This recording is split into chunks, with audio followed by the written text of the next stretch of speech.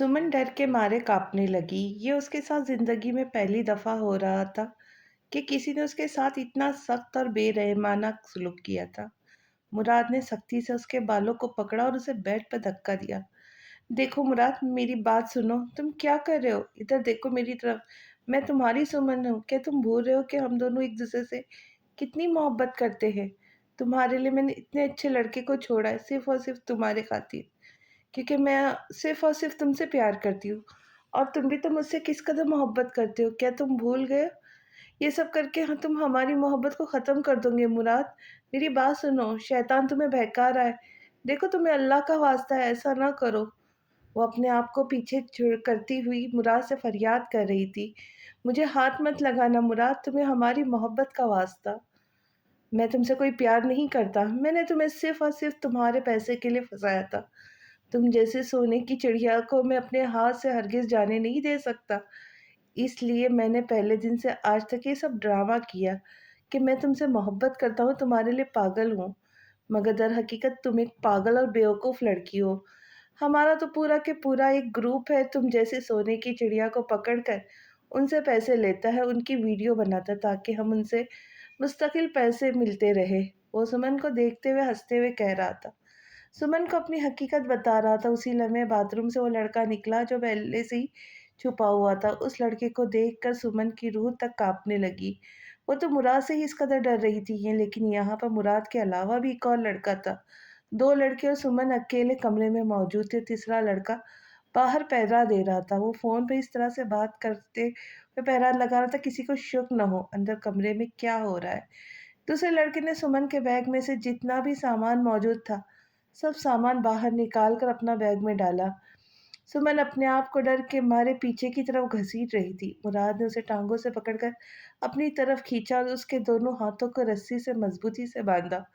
दूसरे लड़के ने सुमन के मुंह को पकड़कर उसके मुंह में कपड़ा ठूसा। सुमन चिल्लाने लगी। अगले ही लम्हे मुराद ने एक जोरदार थप्पड़ उसके मुंह पे मारा था। सुमन ने भरपूर मज़ाहमत करके जैसे-तैसे अपने मुँह से वो कपड़ा निकाल कर बाहर फेंक दिया। हेल्प! हेल्प! कोई मदद करो मेरी! Help please! Help me! वो ज़ोर-ज़ोर से चिल्लाने लगी थी। दूसरे लड़के ने आगे बढ़कर उसकी गर्दन को ज़ोर से दबोचा था। सुमन जो लोगों को ज़ोर-ज़ोर से मदद के लिए पुकार रही थी, गला ज़ोर से दबाने से उसकी आवाज़ हलक में ही रह गई। उस लड़के ने दोबारा से कपड़ा उठाकर सुमन के मुँह में ठूँस दिया। उस लड़के ने सुमन के दोनों पैरों को मजबूती से बांधा। मुराद ने कैमरे को एक और दफ़ा फिर सेट किया था कि बेड वाली साइड मुकम्मल तरीके से नज़र आए। सुमन रो रही थी, चीख रही थी, चिल्ला रही थी, मगर कोई भी मौजूद नहीं था, कोई भी उसको सुन नहीं रहा था। क्या माज़ी अपने आप को एक दफ़ा फिर से दोहरा रहा था? क्या उसके साथ वही होने जा रहा था जो परीशे के साथ हुआ था? कि इस बार नूर बानो की जगह साइमा को खड़ा होना था? वो रोते-रोते मुसलसल ये सब कुछ सोच रही थी और अपनी माँ-बाप, भाइयों को पुकार रही थी। सुमन की बेबसी की इंतहा इतनी थी कि उसने मरहूम नूर बानो को भी पुकारना शुरू किया, जैसे कभी परीक्षे अपने मरहूम बाबा को पुकारा था। क्या अज़ियत थी, क्या तकलीफ़ थी, सुमन को आज अंदाज़ा हुआ था। वो बच्चों की तरह फूट कर रोते हुए अपने तमाम घरवालों को पुकार रही थी, अपने आप को कोस रही थी कि वो यहाँ क्यों आई। उसे अपने आप से नफ़रत हुई कि उसने मुराद जैसे ज़लील फ्रॉड इंसान से मोहब्बत की। बाबा, अम्मी, फरहान, दादी, वो एक-एक को बच्चों की तरह रोते हुए पुकार रही थी। उसकी आवाज़ पुकार तक बेहद धीमी थी क्योंकि उसके मुँह में बहुत सारे कपड़े एक साथ ठूँस दिए गए थे। वो बिल्कुल वैसे ही रो रही थी, वैसे ही चिल्ला रही थी जैसे कभी परीक्षे चिल्लाई थी। दूसरी तरफ परी और शहरयार दौड़ते हुए होटल के कमरों की तरफ आए थे, मगर अफसोस यहाँ कोई भी नहीं था। लंबी कतार में बने हुए कमरों के ब्राउन दरवाजे बंद थे, वहाँ कोई भी नहीं था, सिर्फ खामोशी थी। शहरयार और परी दूसरी तरफ भागे, दूसरे फ्लोर के तमाम कमरों को देखा, हर कमरा बंद था। परी का दिल बुरी तरह से घबराने लगा। उसकी बहन मुसीबत में थी, उसे ये बात बर्दाश्त नहीं हो रही थी। वो खौफज़दा थी कि कहीं उसके साथ कुछ बुरा ना हो जाए। पर ये बाकायदा तौर पर बच्चों की तरह रोने लगी थी। शहरयार, आपने सुमन को किस तरफ जाते हुए देखा? मुझे डर है कहीं उसके साथ कुछ गलत ना हो जाए। میری بہن مصیبت میں ہے شہریار، پلیز کچھ کرے اس کے لیے، وہ روتے ہوئے شہریار سے کہہ رہی تھی۔ شہریار نے رک کر پری کو دیکھا تو وہ نہ جانے کس مٹی کی بنی تھی۔ شہریار نے ایک بار پھر سے سوچا، تم فکر مت کرو پری، انشاءاللہ وہ ہمیں بہت جلد مل جائیں گی۔ بس دعا کرو کہ یہ ہم سے سب بس دعا کرو کہ ہم اسے جلد از جلد تلاش کر لیں۔ میں حارث ماموں کو فون کروں کیا؟ نہیں، ابھی کسی کو کال مت کرنا۔ مجھے ابھی پورا یقین نہیں ہے کہ وہ سمن ہی تھی، لیکن وہ مجھے سمن کی طرح کافی حد تک ملتی ہوئی لگی تھی۔ ابھی میں کوئی رسک نہیں لے سکتا۔ ہمیں اپنے طور پر کوشش کرنی ہوگی اسے ڈھونڈنے کے لیے۔ شہریار نے اس سے جھوٹ بولا تھا۔ پری اور شہریار نے تیسری منزل دیکھی، وہاں بھی کوئی نہیں تھا۔ پھر وہ لوگ ہوٹل کی چوتھی منزل کی طرف بھاگے۔ ہوٹل کی چوتھی منزل آخری منزل تھی۔ آخری منزل کے 12ویں کمرے کی طرف ایک لڑکا بے چینی سے ٹہل رہا تھا۔ اس کے کان پہ فون لگا ہوا تھا۔ وہ اس طرح سے پوز کر رہا تھا جیسے وہ کسی سے کوئی بہت ہی مصروف انداز میں بات کر رہا ہو۔ شہریار نے پری کا ہاتھ پکڑ کے بڑے ہی محتاط انداز میں پری کو ایک سائڈ کیا تھا اور خود بھی سائڈ پہ ہو کے کھڑا ہوا۔ یہ اس کی طرف سے احتیاط تھی کہ کہیں اس لڑکے کو شک نہ ہو جائے۔ اسی وقت اس لڑکے کے قریب سے 2 عورتیں گزری تھی۔ اس لڑکے نے ان 2 عورتوں کو دیکھ کر فون پر بات کرنا شروع کیا۔ وہ ان دونوں عورتوں کو دیکھتے ہوئے یہ کہہ رہا تھا، جی جی بالکل بالکل انکل، میں اور میری فیملی آئیں گے آپ کے گھر۔ وہ دونوں عورتیں جیسے ہی اس سے دور ہوئی، اس نے فوراً ہی بات کرنا بند کر دی اور فون کان سے ہٹایا۔ شہریار پری کے ساتھ کنارے پہ کھڑے ہو کے اس کی ساری واردات بڑی خاموشی سے اپنی سیاہ آنکھیں سکیڑ کر دیکھ رہا تھا، جو 12ویں کمرے کے باہر مسلسل پہرا دے رہا تھا۔ ان دونوں عورتوں کے جانے کے بعد ایک 20 سال کا لڑکا کسی کمرے سے نکلا تھا۔ مراد کے دوست نے اس لڑکے کو دیکھ کر ایک دفعہ پھر سے فون کان سے لگا کر بات کرنا شروع کیا۔ وہ کہہ رہا تھا، ہاں میں تمہیں نوٹس بھجوا دوں گا، پھر تم اپنا اسائنمنٹ مکمل کر لینا۔ اس لڑکے کے جانے کے بعد اس نے دوبارہ وہی حرکت کی تھی۔ اس نے فون کان سے ہٹایا تھا۔ شہریار کا شک اب یقین میں بدل چکا تھا کہ اس کمرے میں ضرور کچھ غلط ہو رہا ہے، جس کمرے کے باہر یہ لڑکا مسلسل پہرے دے رہا ہے۔ شہریار نے اپنے ہاتھ کی مٹھی کو زور سے بند کیا، دانت پر دانت زور سے جمائے، لیکن اگلے ہی لمحے وہ اپنے آپ کو قابو کر چکا تھا۔ شہریار کو اس لڑکے پہ اس قدر غصہ آ رہا تھا کہ اس کا دل چاہا وہ اس لڑکے کو جان سے مار دے۔ پری نے شہریار کو دیکھا، وہ روتے ہوئے شہریار سے کہہ رہی تھی، میری بہن مشکل میں ہے، ہمیں اسے ہر حال میں بچانا ہوگا شہریار۔ شہریار نے ہاتھ بڑھا کے نرمی سے اس کے گالوں سے آنسو صاف کیے، ہم سمن کو ضرور بچا لیں گے، انشاءاللہ، بس تم اپنے آپ کو مضبوط رکھنا، چاہے کچھ بھی ہو جاؤ، تم اپنے آپ کو کسی بھی صورت، کسی بھی سچویشن میں کمزور پڑنے نہیں دوں گی پری، وعدہ کرو مجھ سے۔ پری نے فوراً شہریار سے وعدہ کیا۔ شہریار نے ایک نظر اس لڑکے کو دیکھا جو پہرا دے رہا تھا۔ پری کا موبائل مستقل بج رہا تھا، لیکن پری نے اپنا موبائل سائلنٹ پر کر رکھا تھا، شہریار کے کہنے پہ، تاکہ اسے شک نہ ہو کہ کوئی اسے دیکھ رہا ہے۔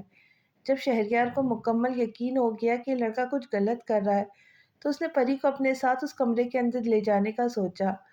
پری نے موبائل دیکھا، سائمہ کی بے شمار کالز اور میسج آئے ہوئے تھے۔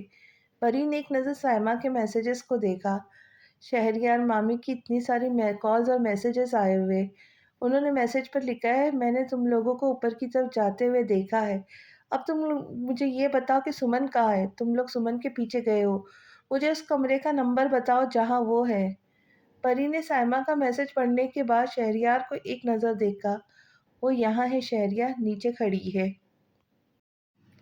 سائمہ کی کال ایک دفعہ پھر سے آنے لگی۔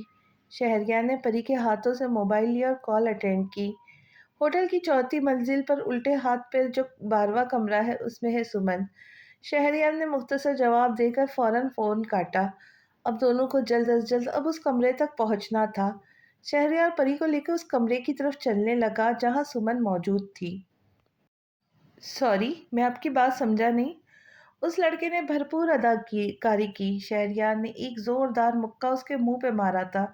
پولیس کو کال کر دیے میں نے، جتنا کہا ہے اتنا کر، فوراً اسے اس کمرے کا دروازہ کھلوا، بغیر کسی ہوشیاری کے۔ اس لڑکے نے موقع دیکھتے ہی فوراً اپنے پینٹ کے پیچھے سے ایک تیز دھار چھری نکالی۔ اگلے ہی لمحے شہریار نے اس کا ہاتھ پکڑ کر ज़ोर से मोड़ा तो उस लड़के की चीख निकल गई। शहरयार ने दूसरे हाथ से उसके मुँह पर ज़ोर से हाथ रखा था कि चीख की आवाज़ उस हिस्से में ना गूंजे।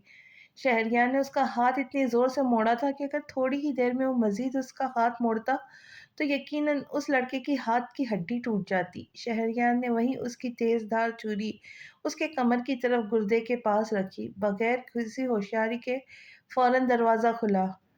शहरयार ने छुरी की नोक उसके जिस्म के करीब की। खून की पतली सी बूंद इस छुरी के किनारे पर लगी थी।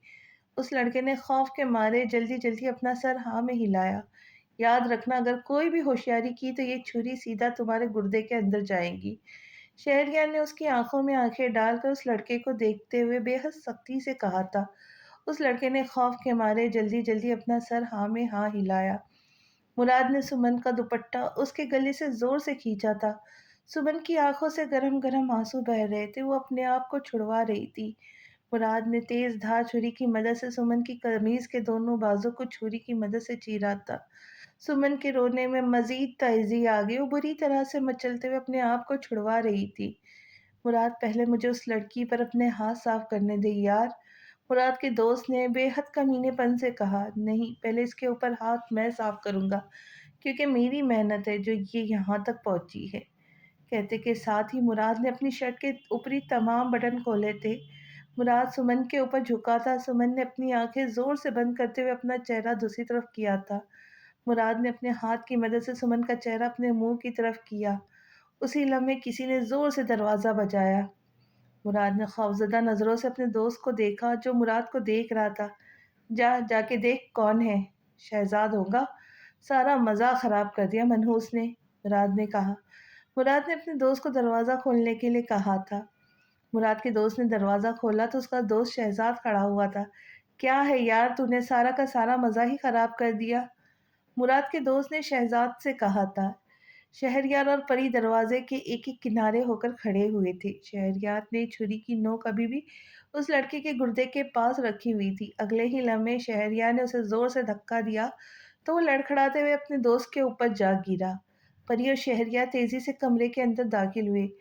वो दोनों लड़के शहरयार को देखकर एकदम घबरा गए। इन लोगों ने तो बहुत प्लानिंग से काम किया था कि किसी को उन पर शक न हो, मगर शहरयार और परी ने उन्हें बुरी तरह से नाकाम किया था।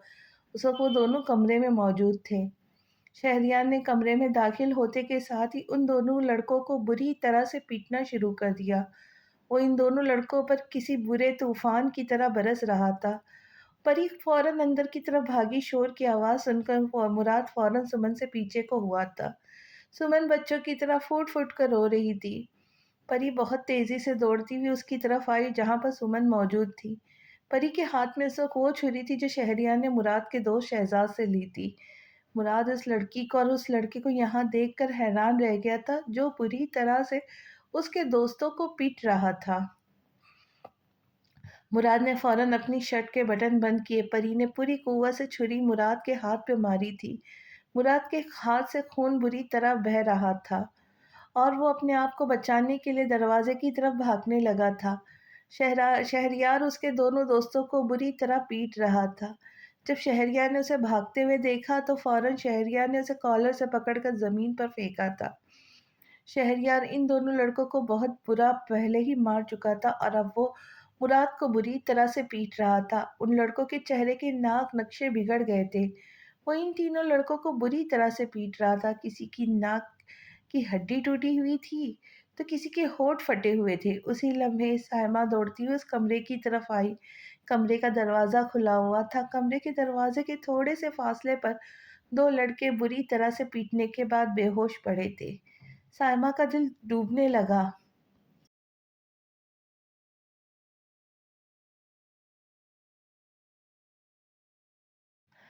परी तेजी से बेड की तरफ बढ़ी। सुमन उसे देखते हुए मजीद तेजी से बच्चों की तरह फूट फूट कर रोने लगी थी।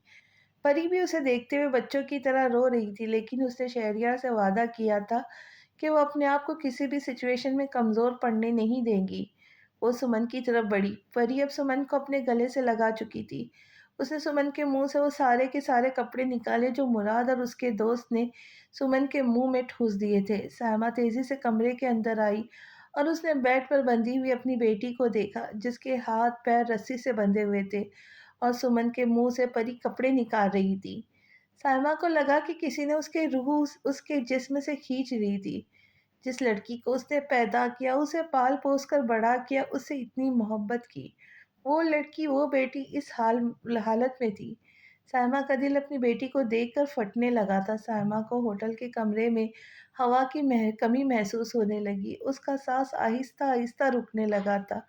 उसकी जवान बेटी बेड पर बंधी हुई लेटी हुई थी। उसके हाथ पैर बंधे हुए थे और उसके बाजू की तरफ के कपड़े फटे हुए थे।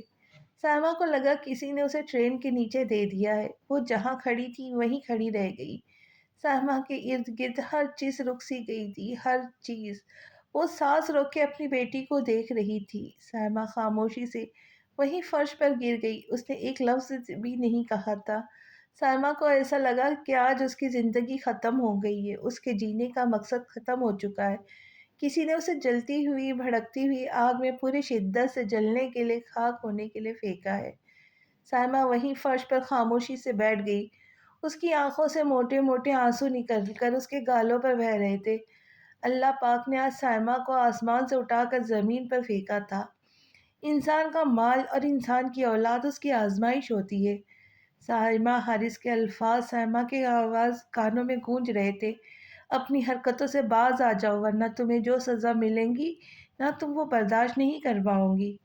बहुत साल पहले बोले गए हारिस साहब के अल्फाज साइमा के कानों में गूंज रहे थे। वो अपनी बेटी को सांस रोक के देख रही थी। लम्हे भर में वक्त तब्दील हुआ।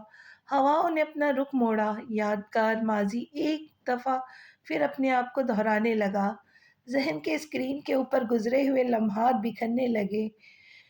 नूर बानो की जगह आज साइमा ने ले ली थी। नूर बानो बच्चों की तरह फूट फूट कर रो रही थी, जैसे आज साइमा बच्चों की तरह फूट फूट कर रो रही थी। नूर बानो की बेटी की कमीज बाजू से फटी हुई थी। आज साइमा की बेटी की कमीज भी बाजुओं से फटी हुई थी। नूर बानो की बेटी का चेहरा आंसुओं से भीगा हुआ था। आज साइमा की बेटी का चेहरा भी आंसुओं से भीगा हुआ था। नूर बानो की बेटी के हाथ पैर बंधे हुए थे, उसके मुंह में कपड़े ठूसे हुए थे। आज साइमा की बेटी के हाथ पैर बंधे हुए थे और उसके मुंह में कपड़े ठूसे हुए थे। नूरबानो को लगा तो वो सांस नहीं ले पाएगी। साइमा को लगा वो सांस नहीं ले पाएगी।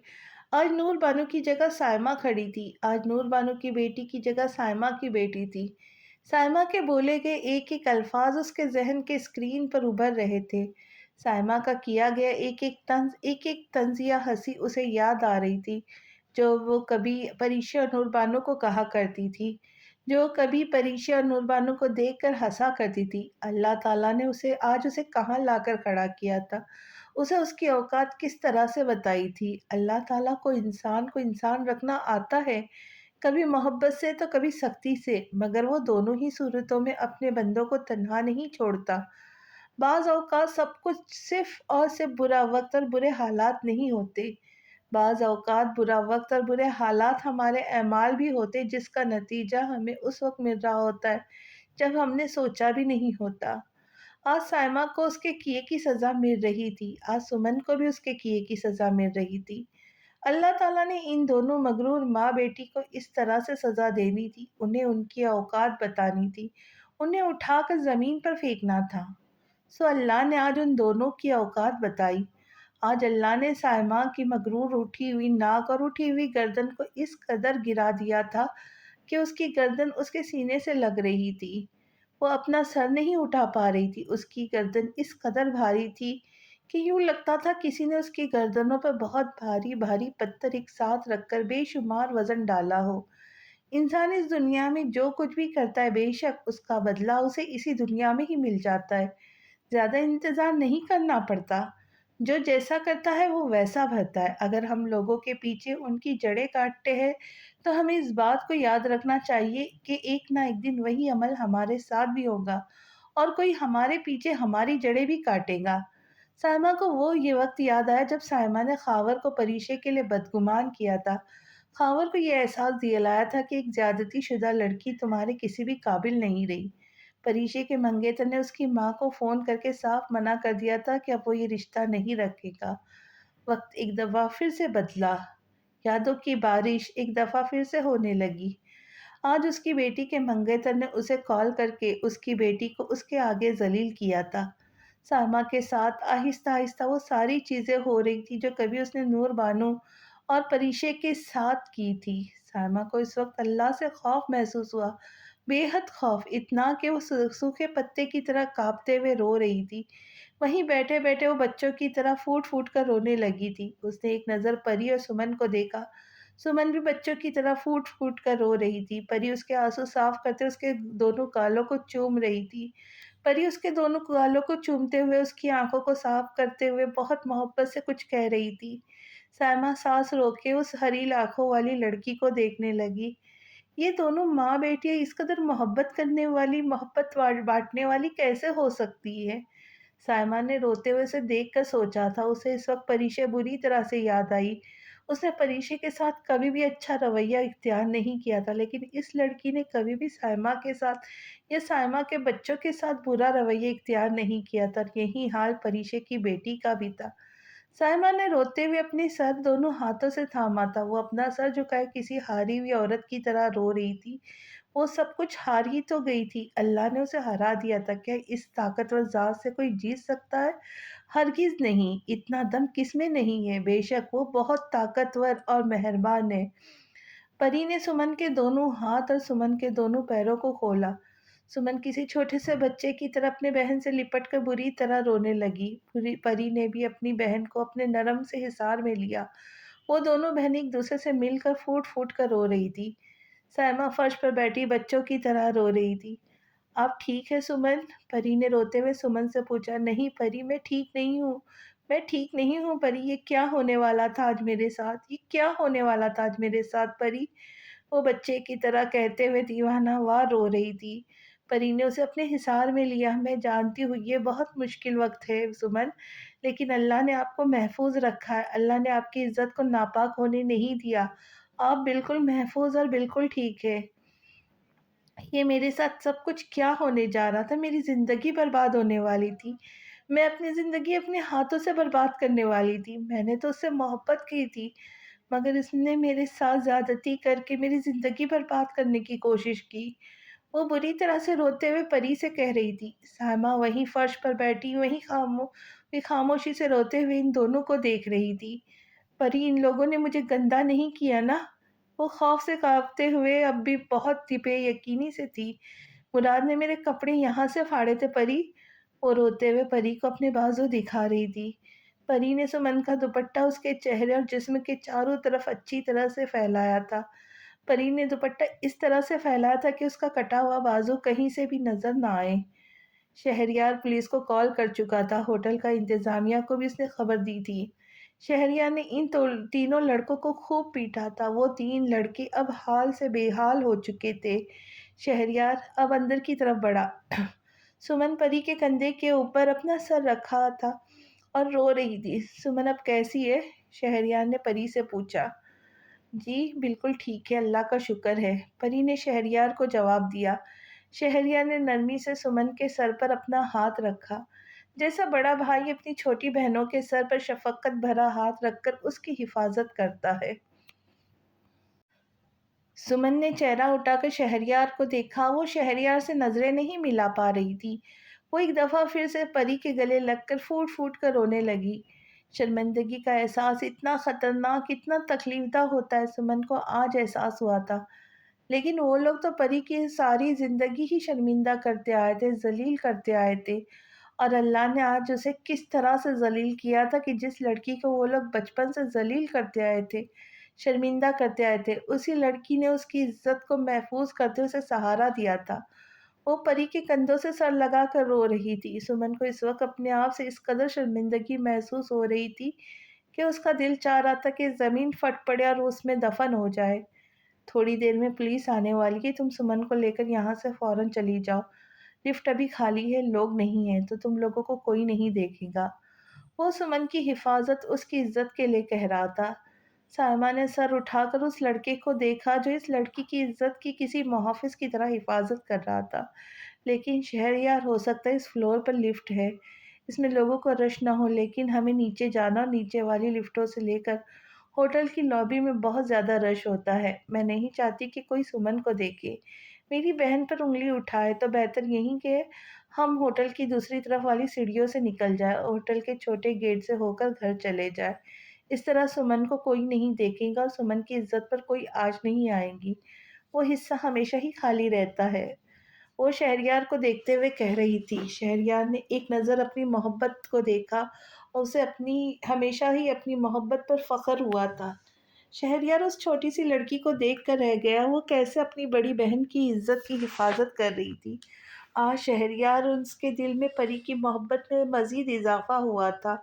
उसकी इज़्ज़त में भी मज़ीद बढ़ गई थी। सुमन ने परी को एक नज़र देखा और फिर परी को ज़ोर से अपने गले से लगाया, जैसे वो उसे आज के बाद कभी नहीं छोड़ेंगी। जैसे आज परी ने सुमन को थामे रखा था, सुमन ने फ़ैसला किया था, वो भी अब सारी ज़िंदगी को परी को यूँ ही थामे रखेंगी। वो दोनों घुटने लगी थी। परी ने सुमन का दुपट्टा एक दफ़ा फिर से सही किया था। शहरयार ने सुमन का सारा सामान परी के हाथ में दिया। मामी चले? परी ने झुककर साइमा का हाथ थामना चाहा। साइमा अपनी जगह से नहीं उठी। वो सांस रोके परी को देख रही थी। वो साइमा का हाथ थाम कर उसे बदनामी से, उस गंदगी से निकाल रही थी और साइमा ने हमेशा परी को गंदगी में ढकेलने की कोशिश की थी। परी उसे बदनामी से, बदनामी की कीचड़ से बचा रही थी और वो परी को हमेशा बदनामी की कीचड़ में ढकेलती आई थी। परी, तुम सुमन को लेके चलो, मैं थोड़ी देर में चाची को तुम्हारे पास भेजता हूँ। वो साइमा की हालत को समझते हुए कह रहा था। परी ने सर हिलाया, सुमन को अपने साथ लेकर जाने लगी। उनके जाने के बाद शहरयार घुटनों के बल साइमा के पास बैठा था। चाची, शहरयार ने साइमा को पुकारा। वो इन तीनों लड़कों को बेहोश देख रही थी। कभी बिल्कुल ऐसे ही किसी तीन लड़कों ने परीशे के साथ ज्यादती की थी। उसकी जिंदगी तबाह और बर्बाद हो गई थी। साइमा शहरयार को देखते हुए कह रही थी, आज भी तीन लड़के हैं, लेकिन आज नूरबानो की बेटी नहीं, बल्कि आज मेरी बेटी है। लेकिन परीशे की बेटी, और तुमने मेरी बेटी की इज्जत की हिफाजत की और उसे बदनामी से, तबाही से बचा लिया। साइमा की आंखों से मोटे मोटे आंसू बह रहे थे। साइमा ने शहरयार के आगे अपने हाथ जोड़ दिए। शहरयार ने वक्त ज़ाय किए बगैर साइमा के दोनों हाथों को थाम कर नीचे किया था और साइमा को अपने गले से लगाया था। साइमा फूट फूट कर रोने लगी। अभी आपने रोना नहीं है चाची, आपकी दोनों बेटियों को इस वक्त एक माँ की ज़रूरत है और मुझे पूरा यकीन है आप अपनी दोनों बेटियों को तन्हा नहीं छोड़ेंगी। वो साइमा को देखते हुए कह रहा था।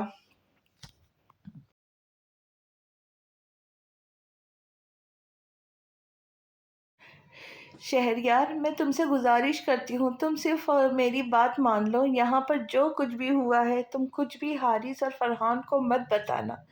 मैं तुम्हारे आगे हाथ जोड़ती हूँ शहरयार, प्लीज़। वो बिल्कुल टूट जाएंगे। हारिस ने अपनी बहन का तो ये दुख किसी न किसी तरह से बर्दाश्त कर लिया था, लेकिन वो अपनी बेटी का ये दुख बर्दाश्त नहीं कर पाएंगे। बेशक अल्लाह ने उसे महफूज रखा है। यहाँ पर जो कुछ भी हुआ, ये बात सिर्फ और सिर्फ हम चारों के दरमियान ही रहनी चाहिए, प्लीज़ शहरयार। वो रोते हुए शहरयार से फरियाद कर रही थी। मैं तुम्हें बता नहीं सकती कि परीक्षे के वक्त हारिस साहब की क्या हालत थी। मैं इस वक्त इस कदर मगरूर थी कि मुझे किसी की हालत की कोई परवाह नहीं थी। मैं सब कुछ देखते हुए भी अंधी और बहरी बनी हुई थी। मैंने हारिस की वो हालत बहुत करीब से देखी है, जो एक भाई की होती है। मैं नहीं चाहती मेरा बेटा भी इस अजियत से गुजरे। तुम्हें वास्ता है अल्लाह का, तो इन दोनों को कुछ नहीं बताऊंगी। साइमा ने एक दफ़ा फिर से शहरयार के हाथ जोड़े। अगर सुमन मेरी सिर्फ मेरी बेटी होती तो मैं पूरे यकीन के साथ कहती कि अल्लाह मुझे मेरे किए की सज़ा ज़रूर देता। लेकिन सुमन मेरे साथ साथ हारिस की भी बेटी है। हारिस एक बहुत अच्छे इंसान है। उन्होंने कभी भी अपनी बहन को और अपनी बहन की बेटी को तन्हा नहीं छोड़ा। हर कदम पर हारिस इन दोनों के साथ खड़े रहे थे। तो फिर ये कैसे मुमकिन था अल्लाह इतने अच्छे इंसान की बेटी को यूँ तन्हा रुसवा होने देता। हारिस साहब परीक्षे की हालत पर बिल्कुल टूट कर रह गए थे। मैं नहीं चाहती वो एक दफ़ा फिर से टूट जाए। वो रोते हुए शहरयार से कह रही थी, मुझे मेरे गुनाहों की सज़ा मिली है और सुमन को भी उसके किए की सज़ा आज मिल गई। मेरा गरूर, मेरा तकब्बुर, मेरी अना, मेरी कमज़ोरी मुझे ले डूबी शहरयार। اللہ نے مجھے میری اوقات بتا دی، اللہ نے مجھے میری اوقات بتا دی کہ میں کیا ہوں۔ وہ بچوں کی طرح روتے ہوئے کہہ رہی تھی، دنیا آخرت کی کھیتی ہے، جیسا ہم بوتے ہیں ویسے ہی ہم کاٹتے ہیں۔ میں نے جیسا بویا ویسے ہی میں نے کاٹا۔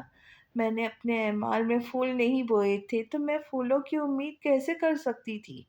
میں نے اپنے اعمال میں صرف اور صرف زہریلے کانٹے بوئے تھے، اور میرے اعمال کے نتیجے میں مجھے وہ زہریلے کانٹے ہی ملے۔ میں اسی قابل ہوں، مجھ جیسی عورتوں کو یہی سزا ملنی چاہیے۔ آپ کے آپ کو آپ کی گئی غلطیوں کا احساس ہو گیا ہے، اور مجھے پورا یقین ہے کہ اللہ آپ کو ضرور معاف کر دے گا۔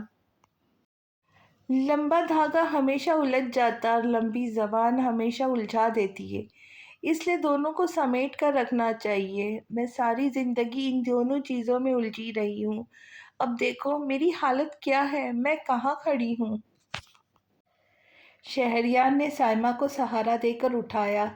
سائمہ اب ان دونوں کے پیچھے پیچھے جانے لگی۔ پری سمن کو لے کر سیڑھیوں سے اتر رہی تھی، ہوٹل کے دوسرے گیٹ کی طرف۔ سائمہ نے اپنی گاڑی لا کر روکی۔ پری نے اپنے دونوں ہاتھوں سے سمن کو تھامے رکھا تھا، جیسے اکثر بہنیں حفاظت سے اپنی دوسری بہن کو تھامے رکھتی ہے۔ پورے راستے سائمہ ان دونوں کو دیکھتی ہوئی آئی تھی کہ پری کس طرح سے سمن کا خیال رکھ رہی تھی۔ یہ دیکھتے ہی سائمہ شرم سے پانی پانی ہو گئی۔ گھر کے مین گیٹ کے آگے جیسے ہی گاڑی روکی تھی، پری نے فوراً سمن کو گاڑی سے اتارا اور اسے گھر کے داخلی دروازے سے نہیں بلکہ اسے لان کے پچھلی طرف لے کے آئی تھی، تاکہ کوئی ملازم بھی اسے پھوٹ پھوٹ کر روتے ہوئے نہ دیکھ پائے۔ سائمہ کا بس نہیں چل رہا تھا کہ پری کے آگے اپنے دونوں ہاتھ جوڑ لے۔ سائمہ کا دل چاہتا تھا کہ وہ پری سے رو رو کر معافی مانگے، لیکن سائمہ جو کچھ بچپن سے پری کے ساتھ کرتی ہوئی آئی تھی، وہ سب کچھ سوچ کر اس کا دل درد کی شدت سے بھاری ہو رہا تھا۔ وہ پری سے بہت کچھ بولنا چاہتی تھی، معافی مانگنا چاہتی تھی، لیکن اپنی ہی گناہوں کا اعتراف کرنا ہمیشہ بہت مشکل ہوتا ہے، مگر ناممکن نہیں۔ وہ سمن کو اپنے کمرے میں لے کر آئی۔ اس نے سمن کے ہاتھ منہ دھلوائے اور پھر وہ سمن کے اس کمرے میں لے کر آئی۔ سمن نے اپنے کپڑے تبدیل کیے تو پری نے سمن کو سر کے درد کی دوا دی اور اسے آرام کرنے کا کہا۔ وہ اسے دوائی کھلا کر کمرے سے جانے لگی تو سمن نے اس کا ہاتھ پکڑ کر اسے روک لیا۔ مجھے چھوڑ کر مت جاؤ پری، میرے ساتھ رہو، وہ گیلی آواز کے درمیان بولی تھی۔ پری کو سمن پر بے ساختہ پیار آیا تھا۔ آپ بے فکر رہیں سمن، میں نہیں جاتی، پری اس کے ماتھے پر پیار کرتے ہوئے بولی تھی۔ سمن اس کے دونوں ہاتھ پکڑ کر پھوٹ پھوٹ کر رونے لگی۔ مجھے معاف کر دو پری، مجھے معاف کر دو، میں بہت بہت بہت بری لڑکی ہوں، اس دنیا کی سب سے بری لڑکی ہوں۔ میں نے تمہارے ساتھ نہ جانے کیا کچھ نہیں کیا، کیا کچھ تمہیں کہا۔ تمہیں تو اب تک مجھ سے شدید قسم کی نفرت ہو جانی چاہیے تھی۔ اگر میں تمہاری جگہ ہوتی تو اب تک ان لوگوں کو مار چکی ہوتی جنہوں نے مجھے اتنی اذیت دی ہے۔ ہم سب نے تمہیں بہت اذیت دی ہے پریشے، لیکن تم نے کبھی کچھ نہیں کہا، ایک لفظ تک نہیں کہا۔ تم آخر کس مٹی کی بنی ہو؟ تم بالکل پریشے پھپھو کی جیسی ہو، انہی کی طرح بہت اچھی، محبت کرنے والی، محبت بانٹنے والی، لیکن میں ایسی نہیں ہوں۔ میں نے جس لڑکے سے محبت کی اس لڑکے نے مجھے دھوکہ دیا، میری عزت کو داغدار کرنا چاہا۔ میں اسی قابل ہوں، میں بہت بری لڑکی ہوں میں، اور دیکھو مجھے اللہ نے کس طرح سزا دی۔ آج مجھے سزا ملنی تھی اور آج مجھے سزا مل گئی پری۔ میں تمہارے آگے دونوں ہاتھ جوڑتی، خدا کا واسطہ ہے مجھے معاف کر دو، میری ہر چیز کو بھلا دو۔ میں جانتی ہوں ہر چیز کو بھول جانا بہت مشکل ہے، لیکن میں یہ بھی جانتی ہوں تمہارا دل بہت بڑا ہے۔ ہمارے جیسا تنگ دل نہیں ہے تمہارا، نہ ہی تم کم ظرف ہو ہم جیسی۔ تمہارا ظرف اور تمہارا دل بہت بڑا ہے پریشے۔ وہ ایک دفعہ پھر پریشے سے ہاتھ جوڑ کر معافی مانگ رہی تھی۔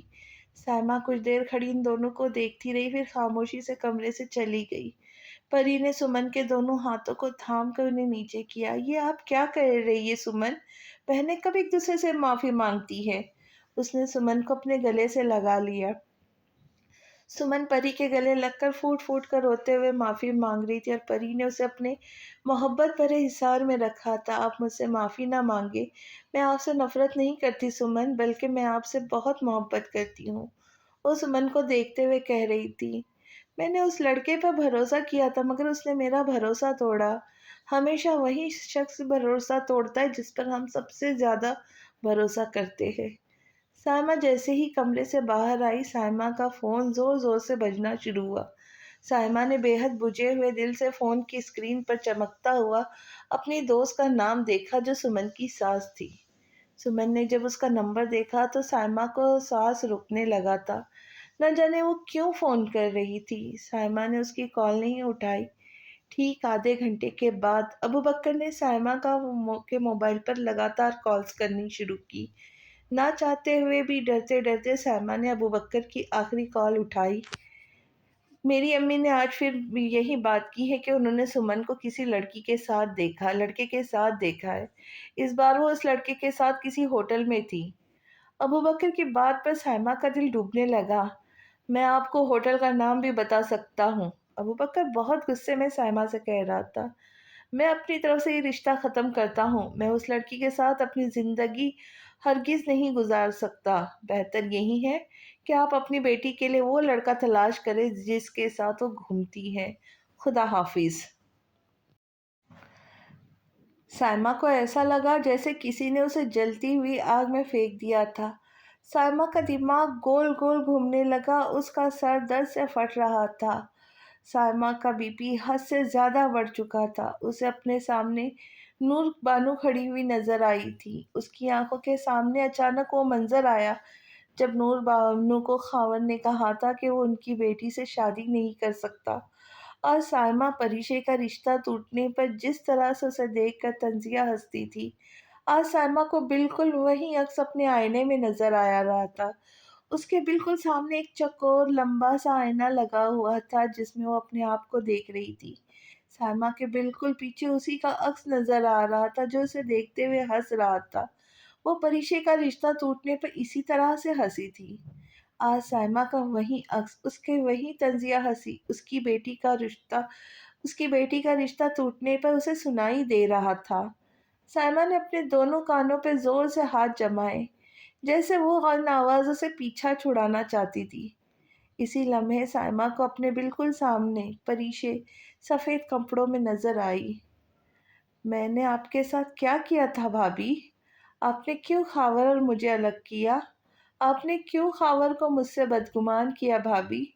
मैंने तो कभी भी आपका बुरा नहीं चाहा था। मैंने तो हमेशा आपके घर को बचाया, आपके बच्चों को अपने साथ रखा, लेकिन आपने आपने क्या किया? आपने खावर और मुझे अलग किया, ये जानते हुए भी कि मैं खावर में से कितनी मोहब्बत करती थी। जब मैं रोती थी तो आप मुझ पर क्यों हंसती थी भाभी? हालांकि मैंने तो आपके आंसू का कभी मजाक ना उड़ाया, लेकिन आपने मेरे आंसुओं का, मेरी ज़िंदगी का मजाक बना कर रख दिया भाभी। मैंने तो हमेशा आयशा भाभी की तरह ही आपसे मोहब्बत की थी, लेकिन आपने कभी भी मुझसे मोहब्बत नहीं की। आप हमेशा मुझे गलत समझती रही। मैंने कभी भी आपसे नफ़रत नहीं की भाभी, लेकिन आपने न जाने क्यों मुझसे नफ़रत करती रही। आपने तो कभी मुझसे नफ़रत की है, लेकिन आपने तो मुझसे नफ़रत की ही, लेकिन साथ-साथ आपने मेरी मासूम बच्ची से नफ़रत की। उसे बचपन से तंग किया, उसकी ज़िंदगी को ख़राब कर दिया आपने। आपने क्यों मेरी मासूम बच्ची के साथ ऐसा किया भाभी? मैं तो मर गई थी, मेरे बाद आपको मेरी बेटी को सँभालना चाहिए था। मेरी बेटी अगर कभी रोती भी थी तो आप उसे नहीं उठाती थी। मैंने तो आपके बच्चों को कभी भी भूखा नहीं छोड़ा। अगर वो रो रहे होते तो मैं फ़ौरन उठाकर अपने सीने से लगा लेती। लेकिन आपने मेरी औलाद के साथ ऐसा कुछ भी नहीं किया। ऐसा कुछ नहीं किया। मेरी औलाद भी मेरी तरह आपसे और आपके बच्चों से बहुत मोहब्बत करती है भाभी। आपने हम दोनों के साथ अच्छा नहीं किया। साइमा अपनी दोनों आंखें फाड़े उस सफ़ेद कपड़े वाली लड़की को देख रही थी। परिशे परिशे रुको, मेरी बात सुनो, मैं तुमसे माफ़ी मांगना चाहती हूँ। खुदा का वास्ता है, मेरी बात सुनो। मेरी बात सुनकर जाओ वरना मैं पागल हो जाऊंगी। रुक जाओ परिशे, रुक जाओ। وہ परीशे को पकड़ने के लिए दौड़ी थी, लेकिन अगले ही लम्हे परीशे कहीं गायब हो चुकी थी। परीशे वापस आ जाओ, तुम्हें खुदा का वास्ता है, मैं तुमसे माफ़ी मांगना चाहती हूँ, तुम्हारे आगे अपने दोनों हाथ जोड़ना चाहती हूँ। अगर तुम कहोगी तो मैं तुम्हारे पाँव भी पकड़ लूँगी। प्लीज़ मुझे माफ़ कर दो, मुझे माफ़ कर दो। मैं सारी ज़िंदगी तुम्हारी और तुम्हारी बेटी के लिए तबाही के घड़े अपने हाथों से खोद रही थी, लेकिन देखो, मेरी खोदे हुए घड़े में मैं आज खुद ही गिर गई हूँ। मैं उस घड़े में बहुत ज़ोर से गिरी हूँ परीशे, इतने ज़ोर से गिरी हूँ कि मेरी ज़ात और मैं चकनाचूर हो गए। मेरा सारा गरूर, मेरा सारा तकब्बुर मिट्टी में मिल गया है। मैं मिट्टी हो गई परीशे, मैं मिट्टी हो गई। मैं एक मनफ़ी सोच की औरत हूँ, सारी ज़िंदगी मैं मनफ़ी सोचती रही और इन मनफ़ी सोचों ने देखो मेरा क्या हाल कर दिया है। कभी भी किसी के बारे में मैंने अच्छा नहीं सोचा, तो फिर मेरे साथ कैसे अच्छा हो सकता था? तुम एक दफ़ा मेरे सामने आ जाओ, मैं तुमसे माफ़ी माँगना चाहती हूँ। वो बच्चों की तरह फूट-फूट कर रोते हुए परीशे को पुकार रही थी। मेरे गुनाहों का बोझ बहुत ज़्यादा होता जा रहा है परीशे, मैं उठा नहीं पा रही इन गुनाहों के बोझ को, खुदा का वास्ता है। तुम अगर मुझे माफ़ कर दोगी तो ये हल्का हो जाएगा। सालमा का सर दर्द से फटा जा रहा था। उसी लम्हे उसे एक ख़्याल आया। वो तेज़ी से भागते हुए घर के बाहर निकली। सामने ड्राइवर गाड़ी साफ़ कर रहा था। मुझे कब्रिस्तान जाना है, फ़ौरन मुझे कब्रिस्तान लेकर चलो। नूरबानो और परीशे की कब्र पर। तुम हर जुमेरात और जुम्मा को हारिस साहब और परी के साथ जाते हो ना कब्रिस्तान? तुम्हें तो उनकी कब्रों को मालूम होंगी। ड्राइवर ने बेहद हैरानी से साइमा को देखा। उसने कभी भी कब्रिस्तान जाने का नहीं कहा था, ना ही वो उनकी मौत के बाद कभी कब्रिस्तान गई थी। उसने तो कभी भी परीशा और नूरबानो की कब्र तक को देखा ना था।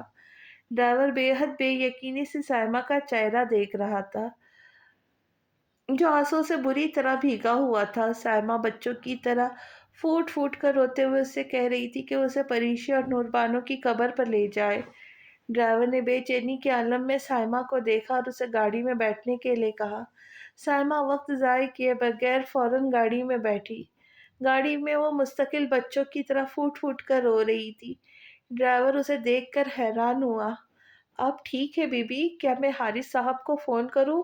"नहीं, मैं बिल्कुल ठीक हूँ। आप बस गाड़ी चलाएँ। किसी को कॉल मत करके मत बताइएगा कि मैं कहाँ जा रही हूँ।" ये ड्राइवर उनका बहुत पुराना था, उनके साथ बहुत सालों से मुलाज़िमत कर रहा था। "ठीक है बेबी, जैसा आप कहें।" ड्राइवर ने गाड़ी कब्रिस्तान की रोड की तरफ बढ़ाई। ठीक आधे घंटे के बाद गाड़ी कब्रिस्तान के आगे सामने रुकी। साइमा गाड़ी से उतरी तो उसे अपने बिल्कुल सामने कब्रिस्तान का बड़ा-सा लोहे वाला गेट नज़र आया। वो कब्रिस्तान के दरवाज़े के बाहर रुकी तो बाहर एक फूल वाला बैठा हुआ था। "ड्राइवर, क्या तुम्हारे पास कुछ पैसे हैं? मैं अपना पर्स घर में भूल आई हूँ। मुझे फूल खरीदने हैं," वो रोते हुए ड्राइवर से कह रही थी। ड्राइवर ने बड़ी फर्माबरदारी से पैसे निकाल कर फूल वाले को दिए और एक फूलों का बड़ा वाला शॉपर अपने हाथ में उठाया। "चले, मैं आपको कब्रों पर लेकर चलता हूँ।" साइमा ने सर हिलाया। वो उसके साथ कब्रिस्तान की तरफ बढ़ने लगी। कब्रिस्तान के बाहर कब्रिस्तान के अंदर दाखिल होने की दुआ लिखी हुई थी। साइमा ने वो दुआ पढ़ी और नीचे इस दुआ का तर्जुमा पढ़ा। साइमा को अल्लाह से खौफ महसूस हो रहा था, बेहद खौफ। वो एक बार फिर से अल्लाह के खौफ से कांपने लगी। साइमा ने अपना पहला कदम कब्रिस्तान के अंदर रखा। वो कब्रिस्तान नहीं आती थी, लेकिन आज उसे उसके हालात और उसके गुनाह कब्रिस्तान ले आए थे। खामोश, बिल्कुल खामोश सा कब्रिस्तान। जगह-जगह कब्रें बनी हुई थी, कुछ पक्की, कुछ कच्ची, कुछ आबाद तो कुछ बंजर। साइमा जैसे-जैसे कदम आगे बढ़ा रही थी, वैसे-वैसे उसके कदम भारी होते जा रहे थे। उससे उतना एक-एक कदम उठाना और आगे बढ़ाना मुश्किल लगने लगा। उसका सर और दिल दर्द की शिद्दत से भारी हो रहा था। ड्राइवर अब 3 कब्रों के पास रुका। साइमा एकदम चौंक गई। वो 3 कब्रें इतने तरीके से और इतनी खूबसूरती से बनाई गई थी कि वो साँस रोक के इन 3 कब्रों को देख रही थी। उसमें एक कब्र मरहूम नूर बानो की, एक कब्र उनके मरहूम शौहर की थी। नूर बानो के बराबर वाली कब्र परीशे की थी। تینوں قبروں پر چھاؤں کے لیے گرین شیٹ لگائی ہوئی تھی۔ ان تینوں قبروں کے بالکل سامنے بیٹھنے کے لیے ایک جگہ بنائی گئی تھی۔ وہاں بیٹھ کر اکثر پری اور حارث صاحب فاتحہ پڑھتے تھے۔ سائمہ اس بیٹھنے کی جگہ کو چھوڑ کر زمین پر بیٹھ گئی۔ وہ اپنے آپ کو بالکل بھی اس قابل نہیں سمجھتی تھی کہ وہ ان پتھر کی بنی ہوئی جگہوں پر جا بیٹھے۔ سائمہ کو اس کی اوقات بہت ہی اچھی طرح سے پتہ چل گئی تھی وہ کیا ہے۔ اسے پتہ چل گیا تھا کہ انسان کتنا کمزور ہے اور اللہ کتنا طاقتور۔ ڈرائیور نے پریشانی کے عالم میں سائمہ کو دیکھا۔ بیوی، میں آپ کے لیے پانی لاؤں؟ نہیں، مجھے پانی نہیں پینا۔ تم مجھے قبروں پر پانی ڈالنے کے لیے پانی لا دو بس، وہ روتے ہوئے ڈرائیور سے کہنے لگی۔ ڈرائیور تیزی سے گیا اور پانی سے بھرے 2 برتن سائمہ کے ہاتھ میں لا کر دیے۔ سائمہ نے ان پھولوں کی بڑی سی شاپر کو اٹھا کر ان پانی برتنوں کے ساتھ رکھا۔ تم جاؤ، میں تھوڑی دیر میں خود ہی باہر آ جاؤں گی۔ ڈرائیور نے پریشانی سے سائمہ کو دیکھا لیکن کچھ کہا نہیں اور خاموشی سے باہر چلا گیا۔ سائمہ بے حد بے جان قدموں سے اٹھی۔ السلام علیکم۔ اس نے اس خاموش قبرستان میں ان تینوں قبروں کے اندر موجود لوگوں کو سلام کیا تھا۔ سائمہ کے موٹے موٹے آنسو اس کے گالوں پہ بہہ رہے تھے۔ کیسی ہے آپ امی؟ کیسے آپ بابا؟ سائمہ نے اپنی پوری زندگی میں کبھی بھی نور بانو کو امی اور اپنے سسر کو بابا نہیں کہا تھا، مگر وہ آج کہہ رہی تھی۔ آج وہ بچوں کی طرح پھوٹ پھوٹ کر روتے ہوئے کہہ رہی تھی۔ اس نے پریشے کو کچھ نہیں کہا۔ پریشے کا نام لیتے ہوئے اس کی زبان کانپنے لگی تھی۔ شرمندگی کا احساس اسے پانی پانی کر رہا تھا۔ سائمہ نے ان پانی کے 2 برتنوں کو اٹھایا، پھر ہلکے ہاتھوں سے ان دونوں قبروں کو برابر برابر پانی دینے لگی۔ خاموش قبرستان میں پانی گرنے کی آواز آ رہی تھی۔ پانی کے ٹھنڈے قطرے قبر پر لگے ہوئے پھولوں کے پتوں پر گر رہے تھے۔ پانی کی بوندیں ہیرے جیسی چمکدار، شفاف۔ سائمہ نے ان تینوں قبروں پر برابر پانی دینے کے بعد اب اس پھولوں کی تھیلی کو اٹھایا اور اسی طرح سے برابر برابر ان تینوں قبروں پر پھول ڈالنے لگی۔ پھول ڈالنے کے بعد کافی دیر تک وہ کچھ پڑھتی رہی۔ آنسو ٹپ ٹپ ٹپ اس کی آنکھوں سے بہہ رہے تھے۔ فاتحہ پڑھنے کے بعد اس نے اپنے چہرے پہ ہاتھ پھیرا، پھر پریشے کی قبر کے بالکل پاس آ کر کھڑی ہوئی۔ اس نے پریشے کا نام کی تختی پڑھی، اس کا نام، تاریخ پیدائش اور وفات کی تاریخ پڑھی۔ تمہاری زندگی کتنی تھوڑی سی تھی پریشے، تم بہت جلدی چلی گئی۔ یہ حالات نے اور میں نے تمہیں بہت جلدی مار دیا، وہ روتے ہوئے اس کے نام کی تختی کو چھوتے ہوئے کہہ رہی تھی۔ اگلے ہی لمحے وہ گھوم کر پریشے کے پیروں کے پاس آئی تھی۔ سائمہ نے بے حد مضبوطی سے اس سفید سنگ مرمر والے حصے کو پکڑا۔ ان تینوں کی قبروں پر ایسا سکون، اتنا اطمینان تھا کہ وہ بتا نہیں سکتی تھی۔ ان قبروں پر جو پھول پتے کھلے ہوئے تھے، ان میں سے ایک بھی پتا، ایک بھی پھول مرجھایا ہوا نہیں تھا۔ تمام پتے اور پھول بالکل نئے کھلے ہوئے تھے، جیسے کبھی مرجھائے ہی نہ ہو۔ اچھے لوگوں کی قبریں کیا اتنی ہی پرسکون ہوتی ہے پریشے؟ اس نے پریشے سے سوال کیا، مگر افسوس کوئی جواب نہیں آیا۔ مجھے دیکھو ذرا، میں کتنی بے وقوف ہوں پریشے، میں بھی کیا سوال کرنے لگی ہوں، حالانکہ میں بہت اچھی طرح سے جانتی ہوں کہ آپ تینوں کس قدر اچھے انسان تھے اور اچھے انسانوں کی قبریں ایسی ہی مہکتی ہوئی ہوتی ہے۔ لیکن پتہ نہیں کیوں مجھے ایسا لگتا ہے جب میں مروں گی تو میری قبر پر ایک پھول بھی نہیں کھلے گا۔ وہ پریشے کے پیروں والے حصے کو پکڑ کر پھوٹ پھوٹ کر رونے لگی تھی۔ مجھے معاف کر دو پریشے، مجھے معاف کر دو۔ اس نے اپنا سر پریشے کے پیروں تک کیا تھا۔ مجھے معاف کر دو پلیز، مجھے معاف کر دو، میں تمہارے آگے ہاتھ جوڑتی ہوں، تمہیں اللہ کا واسطہ، اپنی بیٹی کا واسطہ ہے، مجھے معاف کر دو۔ وہ بچوں کی طرح پھوٹ پھوٹ کر روتے ہوئے پریشے سے معافی مانگ رہی تھی۔ مجھے معاف کر دے، میں نے آپ دونوں کے ساتھ ذرا بھی اچھا نہیں کیا، آپ دونوں سے کبھی بھی محبت نہیں کی، لیکن آپ لوگوں نے ہمیشہ میرا اچھا سوچا، مجھ سے محبت کی، میری حفاظت کی، لیکن میں آپ لوگوں کی طرح نہیں نکلی۔ میں بہت زیادہ ہی خود غرض، انا پرست اور کمظرفی کا مظاہرہ کرتی رہی۔ میں آپ لوگوں کی طرح اچھا نہیں بن سکی، میں آپ لوگوں کی طرح اپنا دل بڑا نہیں کر سکی، مجھے معاف کر دے۔ وہ اپنے دونوں ہاتھ جوڑے کسی بچے کی طرح پھوٹ پھوٹ کر رو رہی تھی، تڑپ رہی تھی، اپنی گناہوں کی معافی مانگ رہی تھی۔ کافی دیر رونے کے بعد وہ وہیں زمین پر بیٹھ گئی۔ میں تمہیں بتاؤں پریشے، آسومن کے ساتھ کیا ہونے جا رہا تھا؟ وہ پریشے کے نام کی تختی کو دیکھتے ہوئے کہہ رہی تھی۔ آسومن کی عزت خاک ہونے جا رہی تھی، لیکن تمہیں پتہ ہے کیا؟ تمہاری طرح ہی ایک بہت ہی خوبصورت، ایک بہت ہی پیاری سی لڑکی نے میری سمن کی عزت کو بچا لیا۔ وہ کوئی اور نہیں بلکہ تمہاری بیٹی پریشے ہے۔ جیسے تم ہو بالکل ویسی ہے وہ بھی ہے۔ مجھے لمحے بھر کے لیے کبھی کبھی یوں لگتا ہے جیسے تم ہمیں چھوڑ کر کبھی نہیں گئی، بلکہ تم دوبارہ سے لوٹی ہو اپنی بیٹی کی صورت میں۔ تم میں اور تمہاری بیٹی میں ذرا برابر بھی فرق نہیں۔ تم دونوں ہی بہت اچھی ہو، بہت اچھی۔ سائمہ سے بولے نہیں جا رہا تھا، رونے سے اس کا سر بری طرح سے پھٹنے لگا تھا۔ یہاں آ کر مجھے تھوڑا سکون ملا ہے پریشے، تمہارے پاس بیٹھ کر تم سے باتیں کر کے، امی سے باتیں کر کے، بابا سے باتیں کر کے مجھے بہت اچھا لگا پریشے۔ سائمہ نے ایک دفعہ پھر سے پریشے کے نام کی تختی پر محبت سے ہاتھ پھیرا تھا۔ مجھے معاف کر دو پریشے، وہ ایک دفعہ پھر سے کہنے لگی تھی۔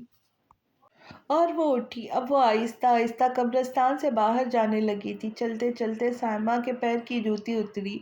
سائمہ نے جوتی کو دوبارہ سے اپنے پاؤں میں پہنا، جوتی پھر اتری، پھر پہنی۔ سائمہ کا سر بری طرح سے دکھ رہا تھا، اسے چلا نہیں جا رہا تھا۔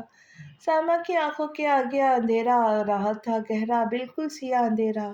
اگلے ہی لمحے سائمہ قبرستان کے بیچوں بیچ بری طرح سے گری۔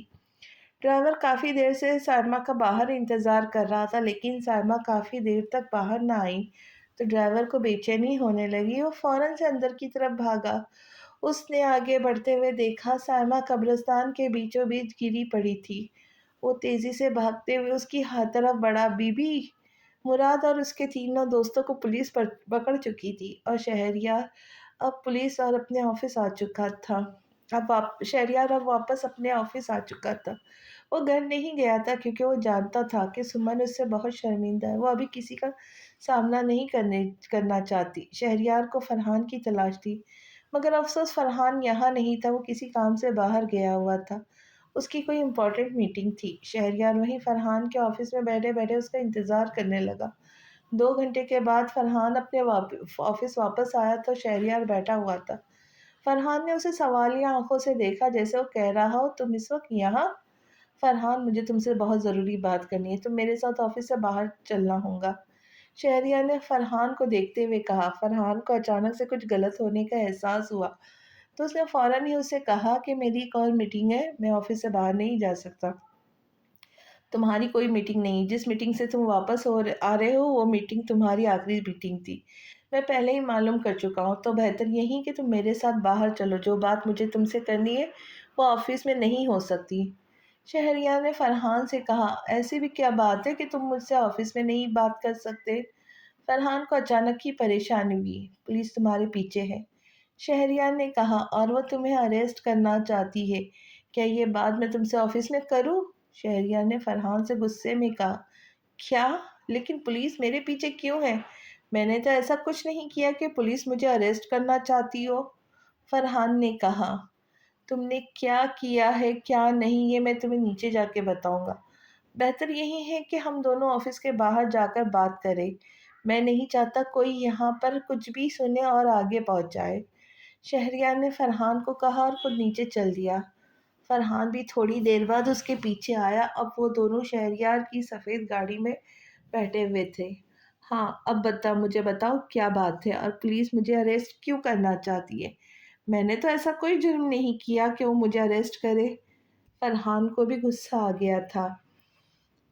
یہ تم مجھے بتاؤ گے کہ تم نے ایسا کیا کیا ہے کہ پولیس تمہارے پیچھے ہے،